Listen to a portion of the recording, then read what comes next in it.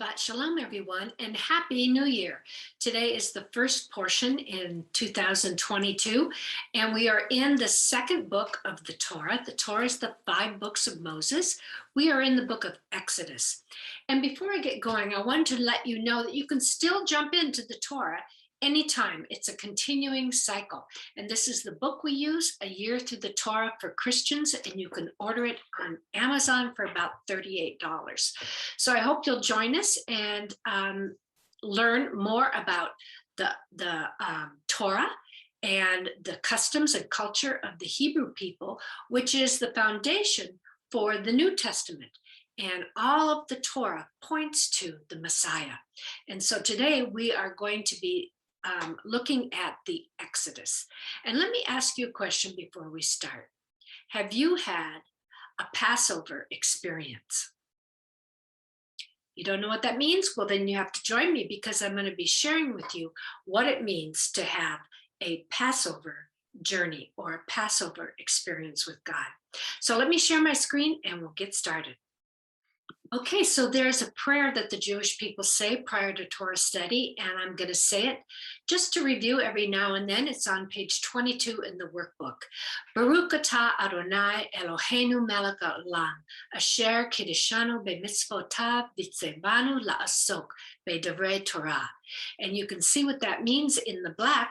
Blessed are you, O Lord our God, King of the universe, who sanctifies us, which means sets us aside, with his commands, and commands us to busy ourselves or meditate on the words of his Torah. Amen. So today we are in the book of Exodus, and we're going to cover chapters 10 through 13, 16 in the Parashah called Bo. Bo means come, but it also means go. And we're going to be studying the Exodus today. Now, to review, the Jewish people have been in the bondage and oppression of the Pharisees, and I'm sorry, not the Pharisees, the Pharaoh. Hello. And they have been oppressed for almost 430 years. And God has sent Moses and his brother Aaron to redeem the people. So this whole story of the Exodus is about redemption. So let's begin with God talking to Moses and saying, I want you to go or come. So you could either think of it that way, come, meaning God is already there and prepared this whole situation. Go to Pharaoh that I might perform miraculous signs. Now, these signs are the word ot or otiot, and it means a sign or something that God is going to reveal. It's pronounced ot. And he says, I want you to go and perform the miraculous sign in the midst of Pharaoh, meaning the midst, meaning to draw near. In other words, God is going to use Moses to perform these miracles. He's trying to draw near to Pharaoh to show him who he is and have Pharaoh respond with the proper response. As I said last week, when God gives revelation, whether it's verbally or in the form of a sign or a wonder, he does this because he's hoping for the proper response. And so he goes to the Egyptians and to Pharaoh, not so that he can destroy them necessarily, but God doesn't want anyone to perish. So he goes and he's going to perform these signs, hoping that there be the correct response. But as we will find out, Pharaoh does not respond in the right way. And he says, I'm going to perform these miracles so that your children, you can tell them, and your grandchildren, how I dealt harshly with the Egyptians, so that you will know that I am Lord. In other words, that he's higher than any of their pagan gods. And so the word, I love this word, tell, is sephar. Sephar means to combine separate items, and that's where you get the Torah, is a sefer or a book or a scroll of remembrance. And so he says, I want you to tell your children this story. And the Jews today tell it over and over and over. It's the story of redemption. And it's also a story of our redemption. And I'm going to get into that in a minute. So God sends these last 3 plagues. We covered all the other plagues last week, but now there's 3 more plagues, or as I said, strikes, that God is going to perform in order to shake Pharaoh loose from his grip on God's people. So God sends these last 3 things: locusts, darkness, and the death of the firstborn. That's what we're going to be covering today. Now, the sequence of the events are like this. Moses, send us forth, he says to Pharaoh, to worship. Now, he wants to go and worship God at Sinai. And he asks Pharaoh to let them all leave to go worship or celebrate a Hag, or a feast, H-A-G. So Moses and Pharaoh went to Moses and Aaron went to Pharaoh and said, how long will you refuse to humble yourself? Now, we said last week that Pharaoh's problem was his pride, right? So Pharaoh once again refused their request. Now, the servants at this point had already experienced the first 7 plagues, and they've about had it up to here with Pharaoh. And so the servants come forth and say, hey, can't you see we're ruined?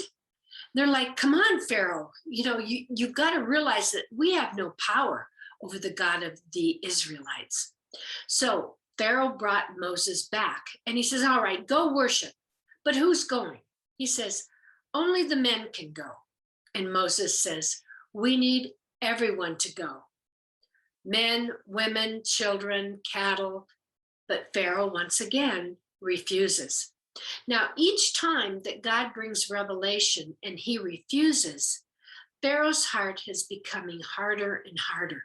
He's realizing that God is more powerful, and his pride becomes harder and harder. He wants to be number 1 in Egypt. So what does God do? The locusts come. And the locusts came, and then the darkness. Now, Pharaoh says, after the locusts, I have sinned, forgive and pray to God. God reversed the wind and took all the locusts back in and drowned them in the Red Sea.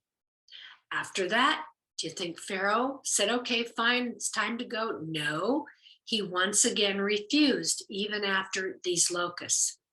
Then judgment was to come. It would be the darkness and the death of the firstborn. So first, it would be the 8th plague of the locusts. Now, I want to say something about these locusts because I think it's important. They devoured what little growth Egypt had left in their fields. Remember, God sent the hail right before this, and the hail destroyed much of their crop. Remember, we said it destroyed the early harvest, which was the barley. Well, later, after the hail, then it would be the wheat that would be growing up out of the ground. Well, the locusts came and devoured then the wheat. Now, remember what the rabbi said, measure for measure. Now, these slaves, the Israelites, were forced to grow all of these crops. And this is when they were whipped and mistreated. Well, now God is showing them that, okay, even the food you have left that all my people planted, it's going to be measure for measure. I'm going to abuse you by taking away all your food. So he sends these locusts. Look at the word for locusts. It's a rav. And I like the definition for this. It means to lie in wait, to ambush, or to devour. So the locusts were to ambush the plans of Pharaoh by devouring even the last of their food. And in the locust, I have to say, spiritually, it's getting darker, isn't it? Now, what is interesting is I included this video here of the locusts, and I want to just turn it on a minute to show you what some of this might look like as you watch this on the YouTube channel. Whenever Hollywood depicts biblical plagues, you can trust the locusts will make an appearance. I hate those little things. Okay, so what I wanted to show you was they live for up to 5 months, growing about as big as a paperclip. Desert locusts mostly lead solitary lives in what biologists call the solitary phase. But under the right conditions, like a lot of rainfall, they can grow in number and band together, marking. Now I wanted to show you what that looked like in the African locusts that have been spreading. And so I put this video in here. I want to encourage you to go look at it when I'm done. Look at it in its completeness, because it is absolutely devastating. Matter of fact, they talk in this video about the phases of the life of a locust. And this thought came to me. I thought, oh my gosh, if locusts right now are a big problem because of global warming, I'm thinking in the physical, what happens with these locusts is exactly what's happening in the spiritual realm, with what's happening in the cultures around the world. First of all, it starts out as just this one little group. It's called the solitary phase. Then they get more gregarious, and because they're immature, they need to band together with others, and they have a change of color. And you change colors when you change philosophies. Okay, then they mature, and millions of them gather together to create more power, and then they ride the wind to devour and to eat up anything that's good in the land.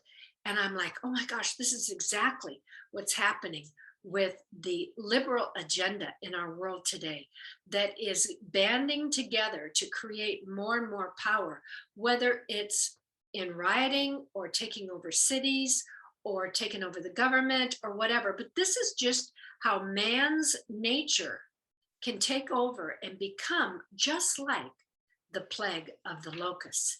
And I'm going, oh my gosh. And what was the solution in this video? If you watch it, it says we need a worldwide solution to come get rid of the pests. I'm like, oh my gosh. So who are the pests in these later days?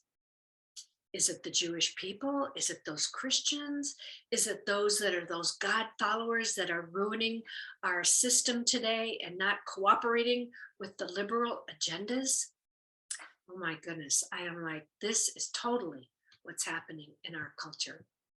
I wanted to show you, locust is the word arav here, to ambush or lay in wait. Look at what flies were. Erev, meaning mixed, and the west. And I'm like, oh my goodness, you just change one of these letters and you get another pest, which are flies. And where do a lot of the liberals begin? In the west. Okay, so there's laws of nature, and there's biblical laws called hermeneutics, and that means the study of the principles of interpretation. So let's look at one of the laws of hermeneutics, the law of first mention. So where was this locust, or this word for locust, first used? Because that's how it'll carry that meaning through all of Scripture. Well, it had to do with the flood, which destroyed all the earth. And here it is in the story of Noah, and when he opened up the floodgates and destroyed everything, here's that word. It's God's judgment during the flood. And that's where that same word, see, Aleph, Resh, Bet, Aleph, Resh, Bet, and that is to devour or to ambush, come suddenly. And that's what locusts do, and that's what the flood does. And by the way, in the last days, that's how Jesus described what would be happening right before his return, that suddenly it would be just like that. In a twinkling of an eye, people will be caught up and taken out of the world, and that will be the beginning of the end of the last 7 years on earth. That's a whole new study, but I'm just showing you that this is a word that was first mentioned when there was another time when the whole earth would be affected. So let's go back to our story. So the prophet Joel prophesied a similar event in the book of Joel 1:16, and it says, has not the food been cut off before our very eyes, joy and gladness from the house of the Lord? And you can look up here also, he described the plague of locusts and famine. And he uses these events as a catalyst to send words of warning to Judah. And again, he was telling them it was time to repent before the enemies devoured them. And so I'm tying this to the same New Testament ministry of John the Baptist and Jesus when they came and said, repent before it's too late and before God sends this final judgment. So let's continue on. Pharaoh wasn't truly concerned about all of Egypt or the people there. What he really was caring about was his own world, his own kingdom, his own ego, his own authority and power. Pharaoh said, take this plague from me, when he was caught up with the locusts. So he wanted to truly be king over everything. But we'll soon see with these next two plagues who is truly the king. Okay, so he begs for forgiveness and he relents, but he doesn't repent. There's a big difference between being sorry or relenting and actually repenting. So he tells Moses, go, but then he says, but who's going?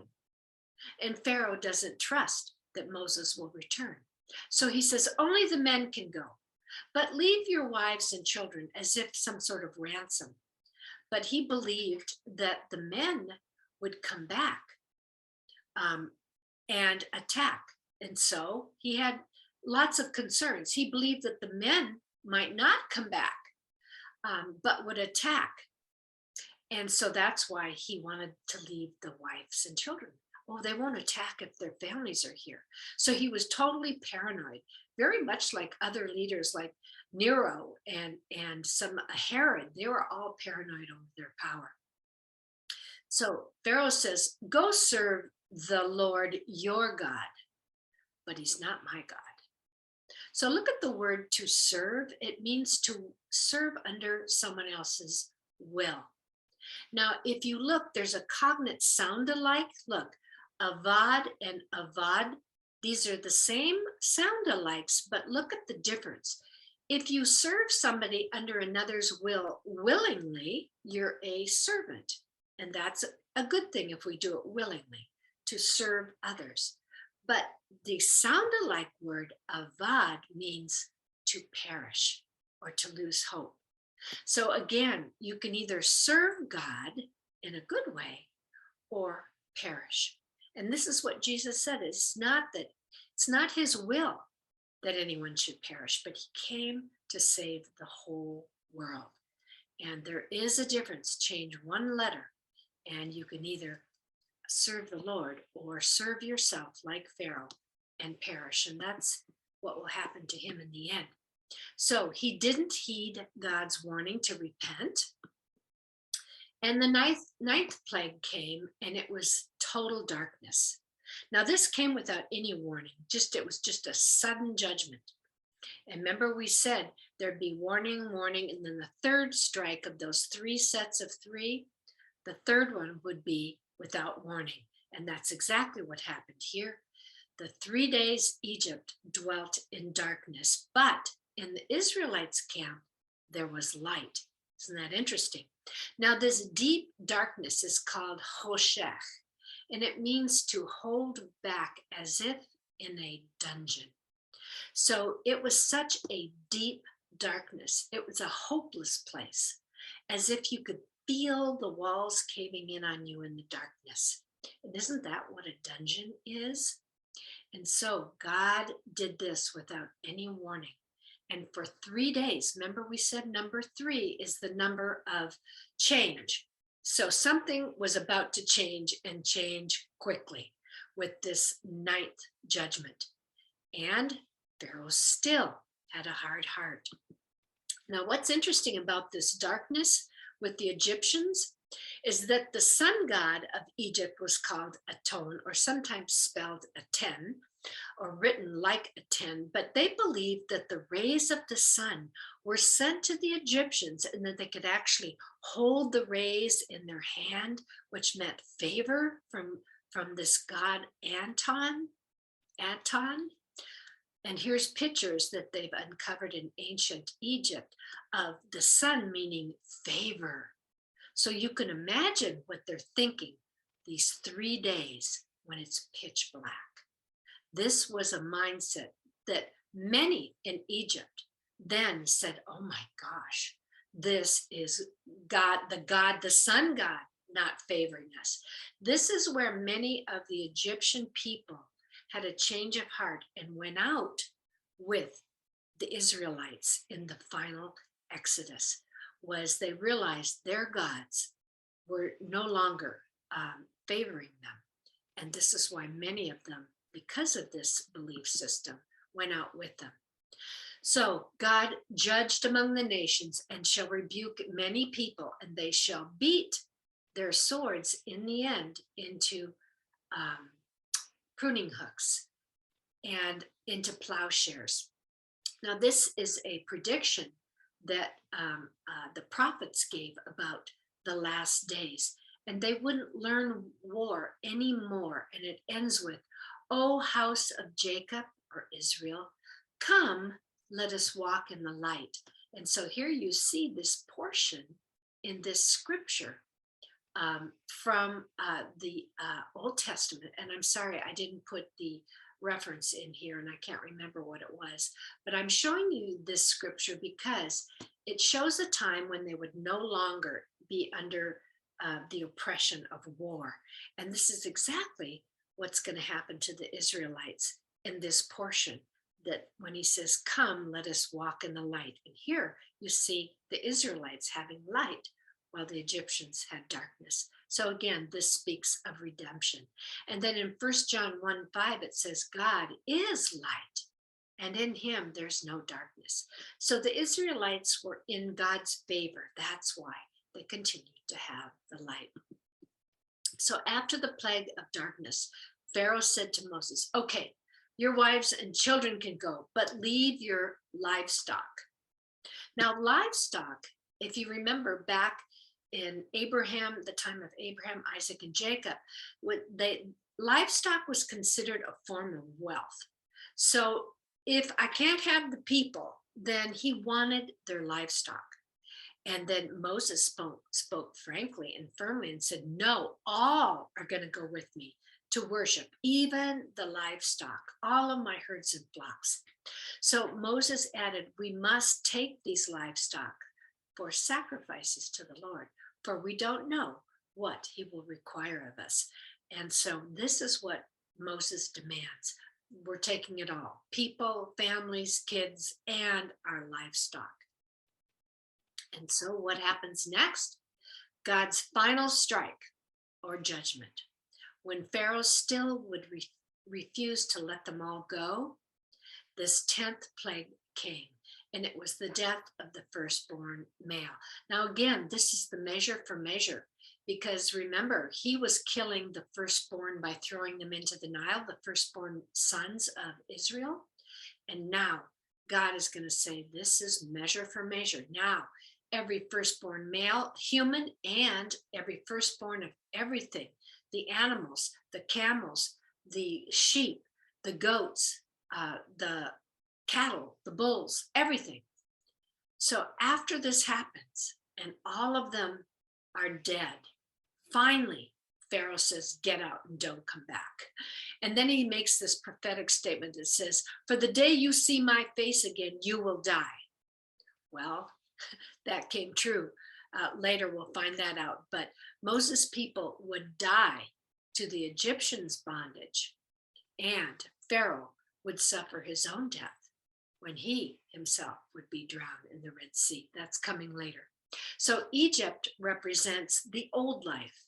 And many times in the Bible, when it speaks about Egypt, it's really speaking about the world system. It's a symbol of the world system. So Egypt represented their old life, just like when we are dead to the self and we are born again and we receive a new life.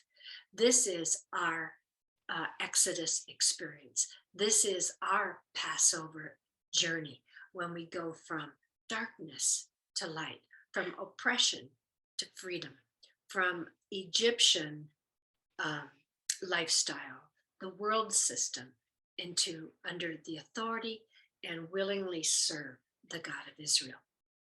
And so Israel is about to experience a new birth as a nation and true freedom. So let's see what happens. God tells them that he's about to make a mockery of Egypt so that the Israelites can tell their children and grandchildren what?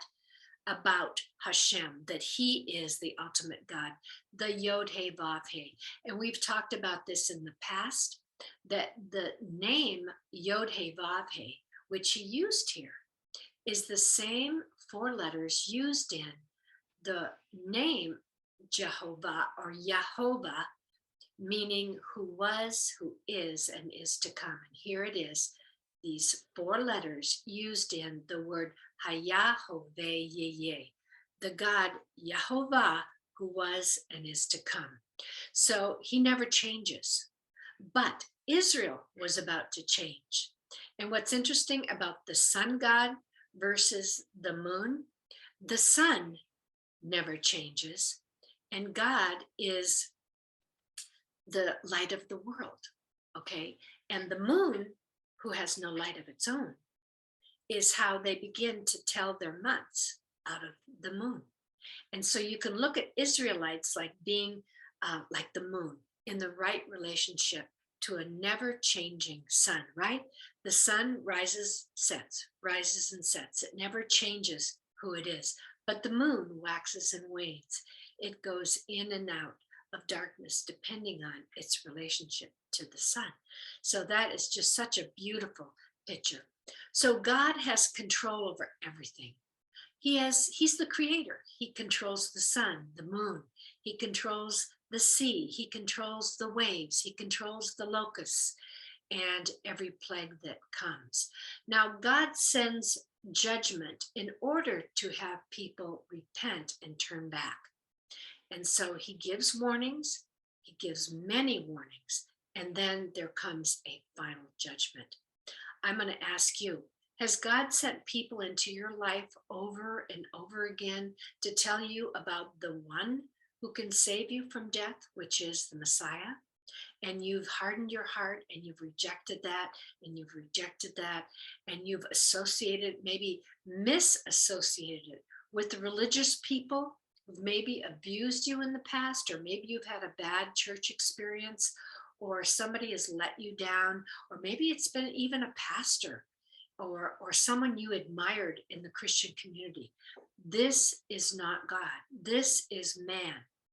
So I want to encourage you, if you've been discouraged in your past over religious things, Jesus is not like that. The Messiah never changes. He's the same yesterday, today, and forever.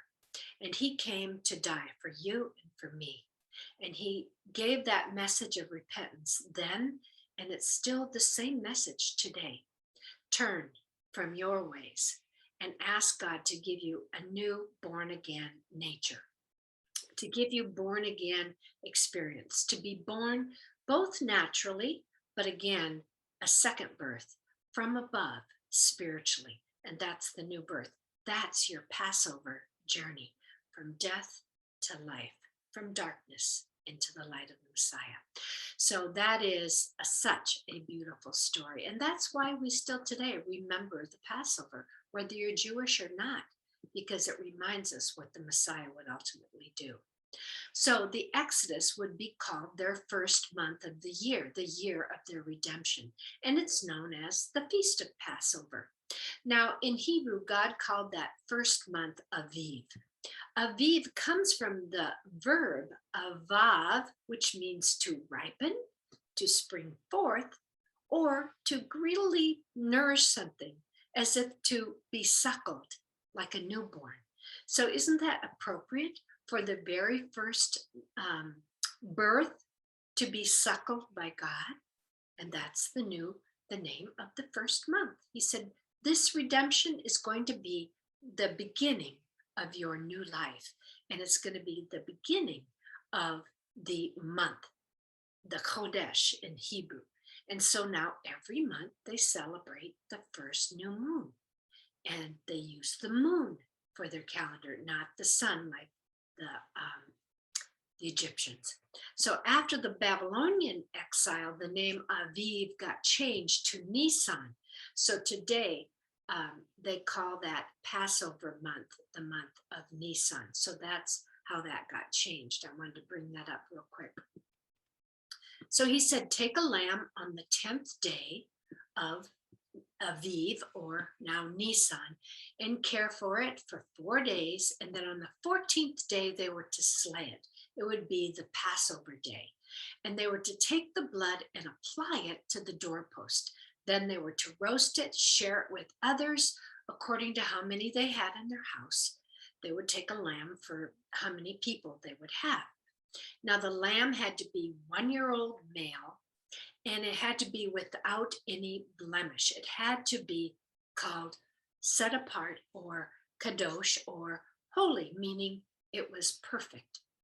Now look, when they applied the blood to the lentils and to the doorposts and to the part overhead, what does this look like? It looks like the letter Chai for life, doesn't it? And this is how their lives would be spared when they applied the blood in these 3 places. And look, if you add a yod after that, it's the word for life, Haya, Haya. And the yod is the hand, and het, its ancient symbol, was to separate, or it was a fence. And so God separates those who will die and those who will live based on the blood and how it's applied. And matter of fact, Leviticus 17:11 says the life is in the blood. And here it is first pictured on the doorposts of the homes. So Exodus 12:22 has 4 key words that I want to look at real quick.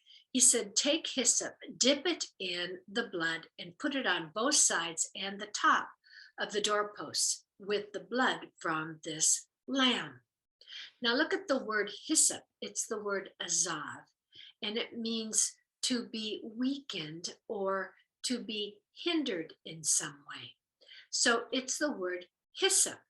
And this word shows up again. We're going to see it in Leviticus when it's talking about how they appropriate the blood when it comes to the temple worship. So I'm just showing you that word here.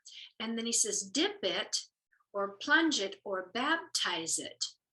And that's the same word, dip it into the blood. And again, it's going to apply later on in the temple, and then later on in the New Testament when we are baptized in the water. And then dip it into the blood. The blood is the word dam, but I love this because it's also the word dama, which means the image or likeness. So when this blood is applied to the doorpost, it's as if the likeness of the lamb has been placed over them. Oh my gosh, that's so beautiful. And then he says, put it or touch it to the doorpost. And it's the word nega, to touch or to strike it on their doorpost. It's also the word for the plague. So look at the contrast here. Those who strike the doorpost with the blood will be saved, but those who don't appropriate the blood properly will experience the death of the firstborn. So these words are really important. Now, I want to show you this just 1 minute, that this is where you get the word to cross over. This is where they get their name. Hebrew is Ivrit right here. That's the name, Hebrew. And it comes from the word crossover. And then you can see that in their name.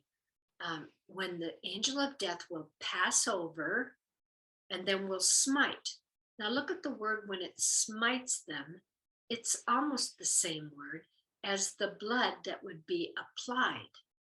See this, the first 2 letters, the nun and the gimel, but it ends with the pei, so feet, and here it ends with the ayin To touch or appropriate the blood properly means life. When they don't appropriate the blood, it means a strike. And here's that word right here. So I wanted to show you the appropriate appropriation of the blood was key to either life or death. That's part of this story. And you can see it in some of this linguistic clues here. So the blood of the lamb is connected in a basin. Look at the word for basin. It's sufaf, and it means an entrance or a threshold. So look at this. The blood appropriated is caught in a basin and then applied to the home. And everybody in there had life. We're going to see this later on in the New Testament as well, when the appropriation of the blood of the Messiah is applied to the doorpost of our heart. That's such a beautiful picture. The word for doorpost is zuz, and that's where you get the mezuzah, where they put the shin, this letter shin on the mezuzah, and it represents the word Shaddai, or the mighty one. It's also the word for shad, meaning to nourish. So isn't that interesting that they put the mezuzah now on the doorposts, meaning that God has a covering over that house and that it's how they're nurtured. I just love that. And you'll see that on many Jewish homes. And I have one on my house. So they were to eat all of it, and then anything left over, they were to burn it. In other words, that Passover lamb was to be consumed totally. And again, this is us being totally consumed with the new life. And only the servants that were bought, in other words, purchased, could eat that Passover with them. Anybody who was a temporary resident couldn't eat it. Or if they weren't circumcised, they couldn't eat it. So the two things that were important was they either had to be of Israel, an Israelite, or purchased by an Israelite and circumcised. Those two things, then they could participate in the Passover. So it must be eaten in the house. No bones are to be broken. And they were to eat it in haste. For he says, I am about to judge the gods of Egypt. Don't leave through the door until the morning. And that is Bokar, until the morning. Morning meant new light, new revelation. So in other words, they were to stay in the house, do exactly as God said, till the angel of death passed over. And then in the morning, Boker means to distinguish. So that word means there'll be a distinguish between you and the Egyptians in the morning. And that's exactly what happened. And he said, when I pass over and see the blood, then he said, you'll be saved. Look at the word for Passover. It's the word pasuk. And it actually means to limp or step over or to skip, so that he would skip that house if he saw the blood. And so the angel of death would see the blood appropriately applied and they would live. This is the message of the Messiah, the blood of the Messiah applied to our heart and our lives, which gives us new light and new life. They were to eat the lamb with unleavened bread, which represented them being Hamas. Chametz is leaven, and they were to eat it with unleavened bread. And that represents sin in the Bible. So when he brought them out the next morning, it was as if they were without sin. Things changed from that point on. Sin penetrates the whole loaf of bread. So they were to come out sinless. It's a symbolic picture of what would take place in the New Testament. So sometimes it's called the Feast of Unleavened Bread. That's when that was established, and it's called in Hebrew now, modern Hebrew, Hag Hamatzot. And matzah means to find or to bring out. So when they found the bread, they said, what is this? What did I find? And That's what these words mean. So they were to eat then now, when they celebrated, to eat this unleavened bread. They were to eat it for 7 days. And today they eat the bitter herbs, and they remember their bitter bondage in Egypt. And they would also now dip parsley in salt water to remember the tears of sadness. And when they were slaves. Now, more has been added over time to this Seder plate, but initially it was just the blood of the lamb, the unleavened bread, and the bitter herbs. And so, if we as Christians want to acknowledge that and remember Passover, no one can keep Passover, by the way, fully, because there's no temple and there's no sacrifice of the lamb or no priesthood. So when people say I celebrate the Passover, they don't literally celebrate it, because it's impossible without the lamb and without the temple. But they can have it as a remembrance, and the remembrance is what God asked them to do. So let's move on. I wanted to show you this pattern again of the Passover, because it so relates to the Messiah. Now, the first 3 spring feasts is when Jesus came the first time. He died as the Passover lamb. He was in the grave on unleavened bread. And the 3rd day, he arose from the grave on first fruits. And so you can see that this was his first coming. And then 49 days later, what happened? The Holy Spirit was given. And this is the Passover lamb. Then, by then, when they get to this 50th day, then that's when the Holy Spirit was given on what is known as Pentecost or Shavuot. That is also when the Torah was given. So the people went out to celebrate this first Passover at the Mount Sinai, and that's when the Torah was given. So this is a picture not only of the very first Passover, but also it's the same pattern as Jesus' first coming and then his second coming. So I wanted to just give you a quick presentation here if you missed some of the my first teachings. So God said, you are to celebrate the Passover through all generations as a lasting ordinance. Now, Ad Olam is for a lasting celebration forever, or for an eternal remembrance, but it also can be interpreted as Olam can mean a kingdom, until the kingdom. And so we're celebrating or remembering the Passover year after year in the spring. And this has to do with the spring harvest as well. Notice there's no mention of Easter here. So Easter comes from Ishtar. And in the Babylonian captivity, they held a yearly fertility festival in the spring. And this is the great mother of the earth, Ishtar. She's known as Mother Nature. Okay. She's also known for her symbols of fertility with eggs and rabbits. So that's where Easter came from. And so that's why many people in the Messianic community don't celebrate Easter because of this. They celebrate the Passover. And many Christians, by the way, are now celebrating the Passover instead of Easter. Not that there's anything wrong, but I'm just saying each person has to do what their own conscience allows. And this is God's feast, Passover. He didn't generate Easter. That was man-made. Okay, the Israelites were told to ask their neighbors for gold and silver and fine jewelry and clothing. And God made the Israelites favorable. Why?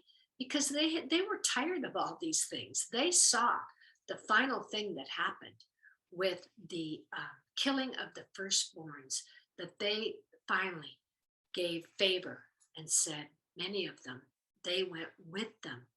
They went out in the Exodus and applied the blood as well to their doorposts.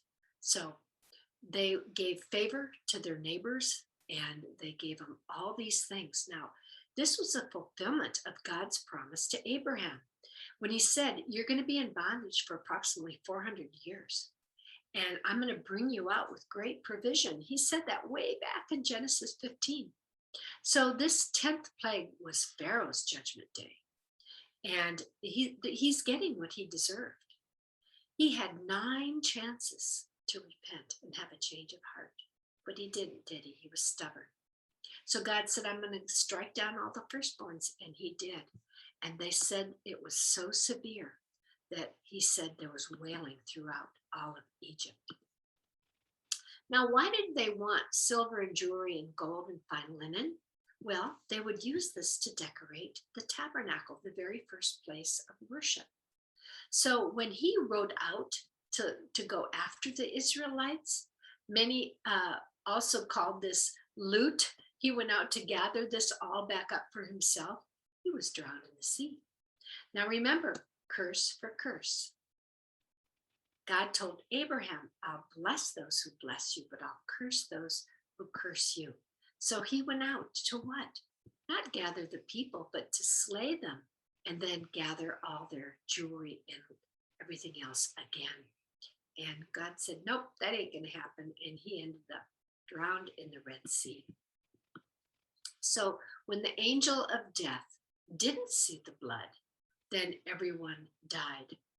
Now the rabbis say it wasn't an angel, but God himself, because God said, "I shall go through and I shall strike." So they believed this angel of death was actually God doing this.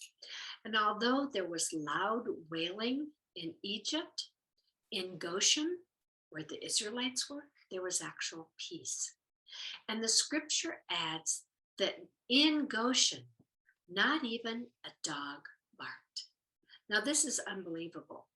I tell a story of how I went to find my son's birth father. And when I went into his yard, he had a huge chow dog behind this big chain fence. And there was a big sign, beware of the dog. And when I went to get the DNA from my son's birth father, he came out in the yard with me and he said, "You know what's really strange?" He says, "I wasn't supposed to be home right now." He said, "I was supposed to be at work. It's only 3 p.m. I don't get off until 6. But for some reason, my boss let me off early today. So I was here when you came." And he goes, "You know what else is strange?" He goes, "My dog, this chow, didn't even bark." He said, "Normally, when any car pulls into our garage, he goes nuts at the fence." And I was a little worried about that because I grew up with my favorite uncle had a chow dog, and all 25 cousins never could pet this dog. He was so mean. And only my dad could pet him. And my father would just walk right into his pen and pet him and play with him, but nobody else. But what was interesting was when I went in God's leading to go get the DNA from my son's birth father, not even his chow barked or growled. So God's favor was with me that day. So at this point in Israel's history, there were really 2 mitzvot. It involved the blood as a sign, and then the blood of circumcision, a second sign. And it was a sign of covenant with God. And so it would be the blood on the doorposts and the blood of circumcision. And relating these to the Messiah, we could understand it this way. The cutting of the flesh or circumcision revealed the source of the seed, which was the seed of the Messiah, ultimately, and then the death of the flesh. In other words, I'm going to die to myself in order to live for him. And this was the sign of circumcision. That's why they couldn't eat of the Passover without the sign of the covenant. And so this all ties together. So this promised seed, which we've been following since the Garden of Eden, the seed of the serpent and the seed of the woman, would ultimately be Yeshua HaMashiach, the Messiah. And this was talked about way back in the very first book of Genesis in the garden. So the blood at the entrance of the house revealed the blood of the Lamb, who was ultimately the Messiah, Yeshua. He would be the entrance or the door to eternal life through the blood of the atoning sacrifice. And this was the ultimate covenant, the new covenant, if you will. So early in the morning, they were to wait, right? At dawn, they left Egypt, and they left with this mixed multitude. Now, the Israelites took everything on this unknown journey, right? Now, they took their wives, their children, their servants, their herds, their flocks, and each person carried their unleavened bread where? Symbol of deliverance, sinless. They carried it on their shoulders. And I wanted to just show you the word for shoulder. The word is shakam. It comes from the verb to rise up early, which means the dawn. And it means to a portion or a responsibility. And I think it's interesting that, oops, got to put the Y back, that they were to wait until dawn. And another word for dawn is shakam. And at dawn, they put the bread on their shoulders and left. And so there's many hints here in these Hebrew words that you wouldn't see otherwise. Now, in ancient times, there would always be a census where they would count people, and they counted them from males 20 to 50 years of age. So when they say 600,000 males came out, this would have been those between 20 and 50 years of age. And then if you added with the 600,000, this mixed multitude, it would have included at least a wife and a minimal 2 children. So they think the total that left was much more than 600,000, but that it might have been 1.8 to 2.5 million, maybe more. Now, it's interesting that they didn't give us those kind of numbers, but they used the counting of the males. And we're going to see this later in Numbers when they do census. But 6 is an important number. 6 is the number of grace. So whenever you see 6 or 600 or 6,000 or 6 days or 6 hours, pay attention because it speaks of grace. So by leaving, and they only named 600,000, the rabbis believed that this was a picture of God's grace. This Passover journey, the beginning of it was all about God's grace. And isn't that the beginning of our journey when we choose to follow the Messiah? So look, what a miraculous journey that they were about to begin. And, you know, it was celebrated again in the second year at Mount Sinai, but it was not celebrated again until they entered Canaan in the Promised Land, just north of Jericho. In Joshua 5:9, you can read about it, but it would be at Gilgal when he said, what? So the Lord said, today I have rolled away the reproach of Egypt from you. Look at the beautiful way this ends this story here. Is that in the New Testament, the Messiah would do the exact same thing. It would be the blood of the Lamb. Remember, John the Baptist said, behold the Lamb of God who takes away the sin of the world, declares us then holy because of what he did. We're set free from the penalty of sin, which is death. Same thing is the Passover. And because of the blood of the Lamb, then we're given new life and our sins are washed clean. And just as the stone was rolled away when the Messiah rose from the grave, then also our bondage is rolled away and we're forgiven. So that's the beautiful story of the Passover. I'm going to stop sharing right there and encourage you, if you have never received that blood on the doorpost of your heart, then today would be a perfect day to say to Jesus, Lord, I realize now what this means, that you came as the Lamb of God and you died for me. You paid the price. Circumcise the flesh of my heart. Give me new life from above.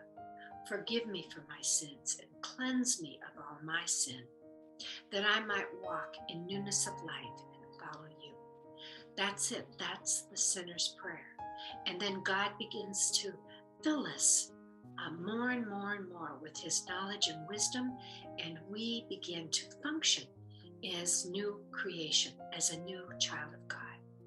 And so I pray that you will do that today. And this could be your new year, your birthday in 2022.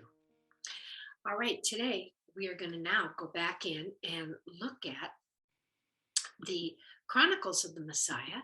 And today we're going to be talking about more of the Messiah and his life in the four Gospels, Matthew, Mark, Luke, and John. And it is in, I'm going to move this over, it got moved. It is in this next portion of the series that we're doing, Chronicles of the Messiah. And this part of our second book is called Master of the Sabbath. And we're going to be talking a little bit about entering the Sabbath rest and what that means. So let's get started so I can quickly go through these things that I pick out in the book that are important to me or that I think need to be clarified or brought to our attention, maybe looking at it a little differently. And so let's talk about the breaking of the Sabbath, or what the word is in Hebrew, Shabbat. And it comes from the word actually for seven, Sheva, and the V and the B in Hebrew are the same. And so that's where you get Shabbat or Sheva. And this is just the plural of the Sabbath, Shabbat. And it means to be full or complete.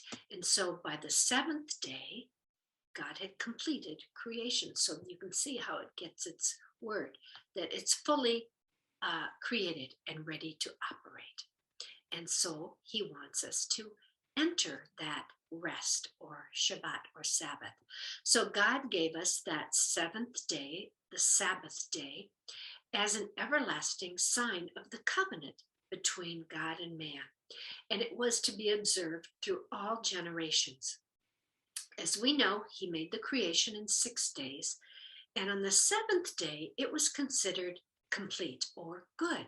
And that's what the word tov means, good. It means complete, ready to function in your design and purpose. So when you enter your rest spiritually, you are functioning in your design and purpose. So there wasn't to be any work on this seventh day. In other words, the work of our new creation or our new condition in the Messiah is all God's work, and we get to rest. In other words, it's in his power then that we begin to live our new life with him. And so no man was to do any work on that seventh day because everything that needed to be done was already accomplished. So that's the picture of creation. In the strictest sense, breaking it meant death. No one ever really died in the scripture by breaking it, but the death could also mean death to a new life. If you break the Sabbath, that means that you are a Sabbath breaker and you have no interest in that covenant relationship, which would leave you in a state of death spiritually. So you could look at it that way as well. And it's sometimes called in Judaism, the Sabbath is called the bride, because a bride has a unique or set apart function for the man, just as the Sabbath rest has a unique and set apart function for mankind. So this Sabbath completes the creation, just like a bride completes the man. Matter of fact, the word for bride in Hebrew means to be complete. It's the word kala, and that's where you get bride, because she completes the man. And by doing this, when she completes him and they come back together in covenant, what do you get? New life through the consummation. So this was the perfect plan of God.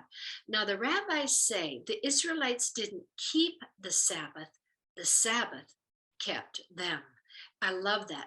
The Sabbath was meant to unite Israel and bless them like a bride and groom would be united and blessed. And so that's what this rest is to create intimacy between God and Israel as well as intimacy between the bride and the groom. And that's what marriage is all about. And matter of fact, I love this song in Hebrew where it says, Lecha Dodi, come my beloved, to greet the bride. Let us welcome the Sabbath presence. And it's a song that they sing on Shabbat. And see, it's talking about the Sabbath as a bride. And you know what's funny? My father called me Dodi. That was my nickname all my life, and I never knew what it was until I started studying Hebrew. And I realized my grandfather, being Jewish, would have called his young daughters, he had 6 of them, Dodi. It means my beloved. And so that was my nickname growing up. No coincidence. So the Greeks called the Jewish people actually lazy because they needed that extra day to rest. Isn't that funny? So boy, did they get that wrong. Now the Pharisees called Yeshua a Sabbath breaker because most of his healings were actually done on the Sabbath or Shabbat. Here's a few examples. He healed a leper, a woman who was bent over, a paralytic, told him to carry his mat, which was considered work. He healed a man with a withered hand on the Sabbath, and he fed his disciples, remember, in the grain field on the Sabbath. So at first glance, it could look like, well, Jesus didn't care about the Torah. He was a Sabbath breaker, so no more law, no more Torah. It's all about grace. It's all about Jesus. Well, no. Jesus came to show them the spirit of the law, which was that man is more important than the actual Sabbath. And I'm going to go over that in just a minute. Now, here's differing interpretations of the Sabbath based on what you believe. Now, in Christianity, Jesus came to show grace, therefore the law no longer matters. That is not true. And that's for another teaching. But the Torah, the new Torah, is following the ways of our new rabbi, who is the ultimate fulfillment of the Torah, which is our new rabbi saying, sum up the Torah for us, Jesus. And he said, love God and love others, but not love for the sake of just love, but love within the teachings of Jesus in the New Testament. So you can't just say, oh, we just love and so everything's okay now and we go back into sin. No, he said, every time he healed somebody, he said, now go and sin no more. So you can't combine sin and love and then call that okay.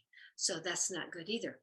Now, people that keep the Sabbath regularly, they're called Sabbatarians, say that Jesus didn't care about the traditions of men. That's why he broke the Sabbath, because the Pharisees just loaded so many rules on this that Jesus thought it was okay. And he still kept the Sabbath. He was just going against the traditions of men. Well, that's not necessarily true either.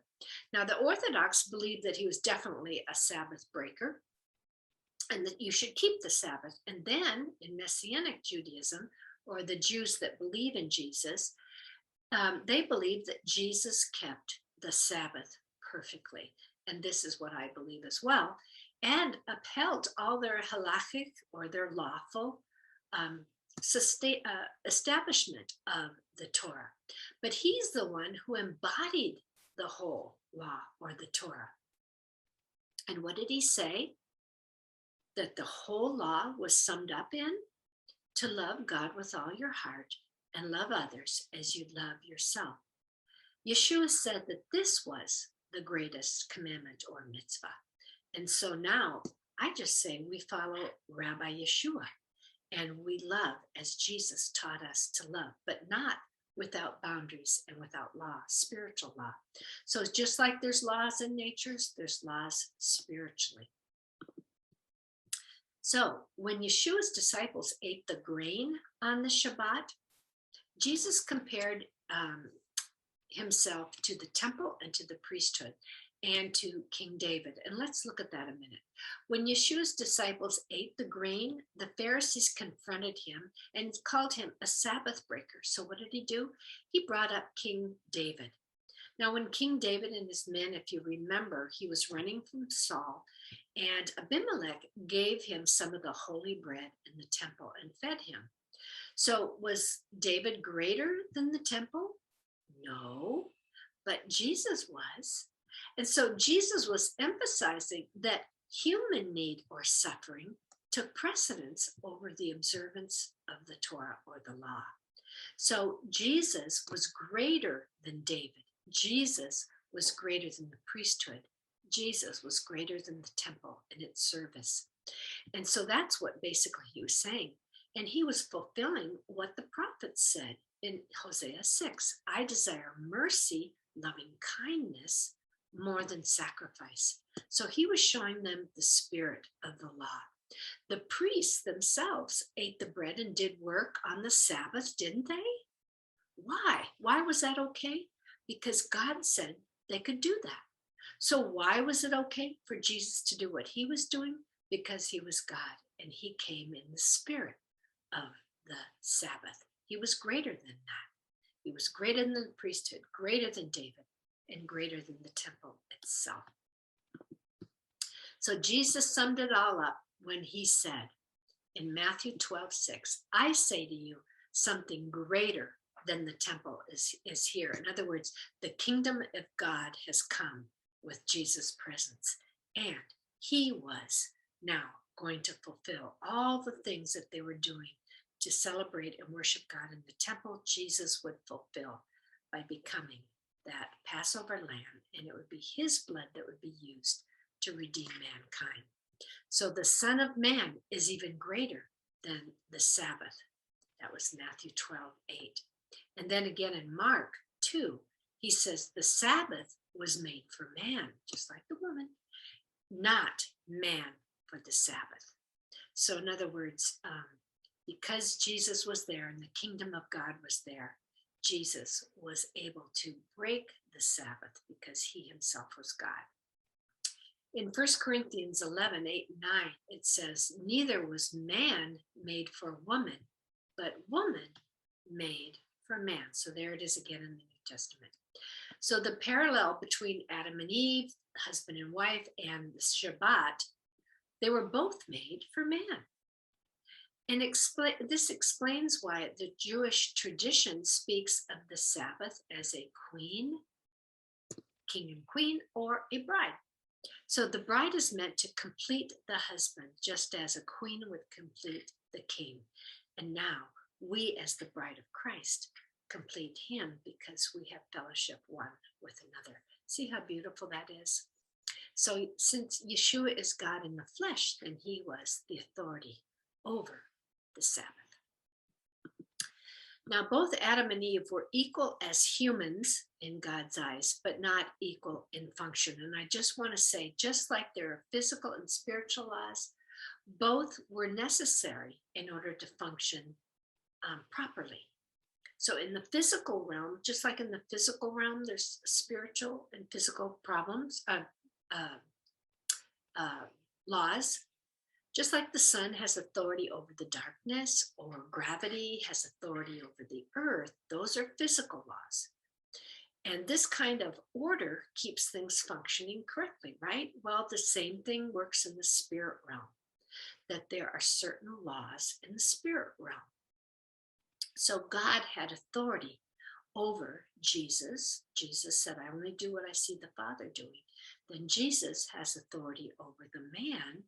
And then the man had authority over his bride. So there is an order. Why? Because in that order, everything's taken care of. It wasn't that one was better than the other. It was that they were taken care of.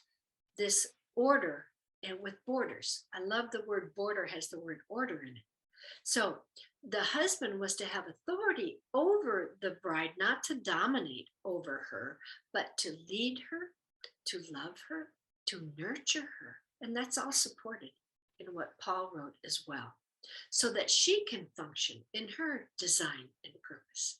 So this authority over a wife does not mean that she has no input in decision making.